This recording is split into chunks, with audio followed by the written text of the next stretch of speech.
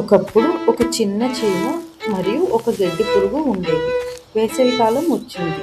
చీమ చాలా కష్టపడి ఆహారం సేకరిస్తూ ఉండేది. అది ప్రతిరోజు గింజలు ధాన్యాలు సేకరించి తన గూడిలో పెట్టేది. అదే సమయంలో గడ్డి పురుగు మాత్రం పాటలు పాడుతూ ఆడుతూ కాలం గడిపేసేది.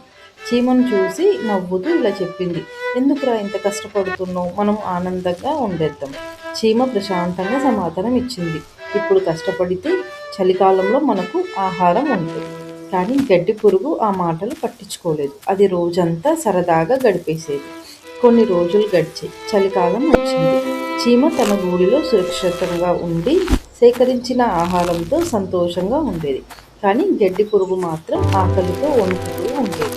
అది చూసి చీమ దగ్గరకు వెళ్ళి ఇలా అడిగింది, దయచేసి నాకు కొంచెం ఆహారం ఇవ్వు.